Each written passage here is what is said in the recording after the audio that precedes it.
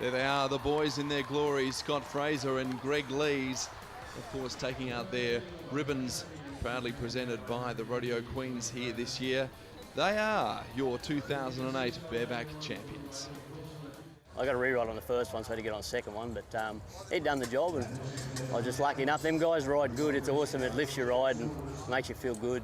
Back home now, I've already been up here for a couple of weeks. I'm from Tamworth, New South Wales, so I'm a long way from home. And my wife's been competing here as well, and I've got two little kids as well, so we just had a good family holiday. It's been fun.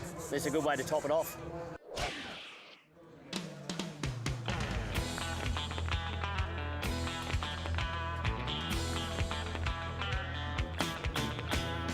As if all the action in the arena wasn't enough to keep the crowd entertained throughout the event, the Mount Isa Rodeo also features a host of sideshows and live entertainment.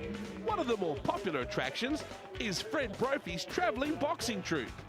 The last of its kind in the world, Fred sets up his tent at the rodeo each year and gives local amateurs the chance to go toe-to-toe with a hand-picked group of Fred's finest fighters. If boxing isn't your thing, the Ute Muster allows the local cowboys and cowgirls to show off their pride and joy. And of course, there's a plethora of live entertainment. Bands, celebrities, comedy acts, and of course, the 4X Angels.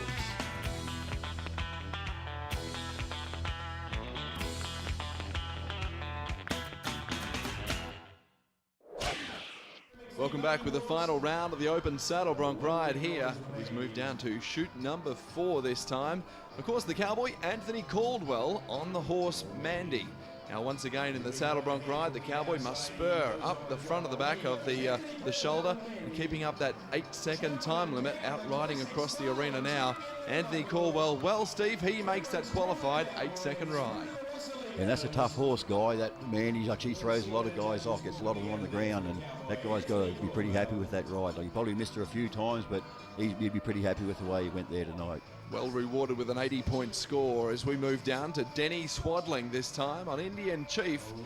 They're in chute number 3 as we look on. He calls for the chute gate. Denny out in the arena now. Once again, that good coloured horse, the cowboy now spurs from front to back. Make sure he keeps in timing, wanting to make sure the rhythm in motion stays there with that Saddle Bronc Ride.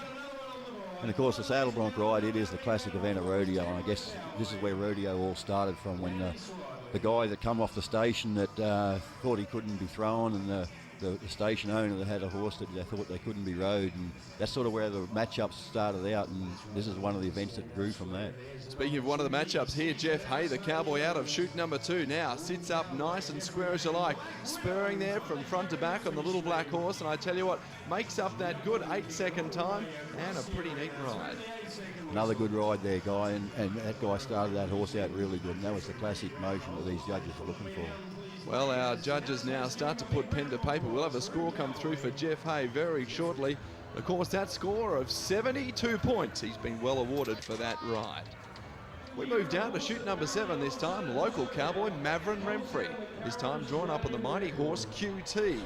Now, again, this horse was, of course, bucking for us at the National Finals Rodeo just last January.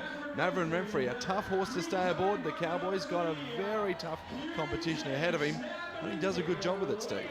Certainly does, and that right there is the bucking horse of the year, and also Maverick Remfrey, he was the winner here from last year, so they'll be looking for a pretty good ride out of that one, a pretty good score out of that right there. Well, our judges award him with an 81-point score, so puts him right up there on the leaderboard. As we move down to Andrew Burke this time on Cheyenne Girl, the name of the horse. And of course, out once again, a great coloured horse, but finds himself in a little spot of bother there halfway through that ride, but remains up for that 8-second ride. He might have just come down a little bit short there. I think the horse got him whipping and popping, and see, he wasn't using his feet, and he wasn't lifting on that rein, and that's what got the guy loosened up in his saddle. And then eventually they kept working away and spat him up over the front of the saddle and out to the side. Well, a no score there for Andrew Burke. We move down to our next cowboy, Mark Palmer, this time on the horse Bluebell. A little bit of a stall there at the chutes, but of course the timer runs on now. The cowboy must stay up for that 8 seconds, but alas, off before the 8, and that cowboy this afternoon will go out with a no score.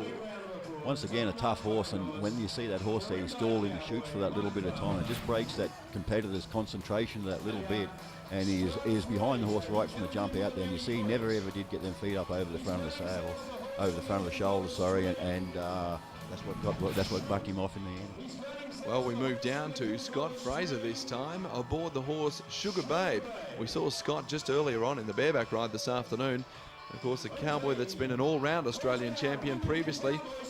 Well, unfortunately there for Scott Fraser, won't take the lead out of Jeremy Shaw, who currently leads the event so far. So we move down to our next contestant, James Crozier, this time on Crocodile P-Bush. Now James now sits back, calls for the shoot gate, once again gets those feet out the front, spurring from front to back, out across that 8-second ride, across the arena, and Steve, a pretty good ride there for James Crozier. Good ride for James. That's a pretty tough horse to ride, that one right there. He gets a lot of guys on the ground. Well, a good ride and a good score of 76 points there, but unfortunately not good enough to knock off the leader, Jeremy Shaw. We move down to Clint Harm this time on the horse Hey Mac. Well, I tell you what, a pretty big grey horse takes that big leap into the arena. Clint Harm, one of the top saddle bronc riders in the country, sits up, spurs from front to back once again, takes up that 8-second challenge, and the judges will be pretty happy with that one, Steve. Certainly will, and Clint is our Australian champion, our current Australian champion, and made a real good ride out of there. His horse really reared out of there, and he spurred that horse out really good, and that set the good start for him to go on and make that ride. As the sun sets out over northwest Queensland, Jeremy Shaw, he's our champion with 158 points. Anthony Caldwell and Clint Harm on an equal score of 157. In for an equal, Denny Swaddling and Maverick Renfrey on 156. There they are, folks, our top three champion cowboys of the saddle bronc ride. Jeremy Shaw is our champion for 2008. My name's Jeremy Shaw. I'm first place in saddle bronc riding. It's just a great event. Great venue for the Rotary Rodeo. We've got great horses and great contractors, and it's an honour to win. Great venue. Been here a couple of times before, but never been this lucky, so it's good to be here and be back again. After the break, it's time to get down and dirty as we check out the finals of the steer wrestling and the bull ride.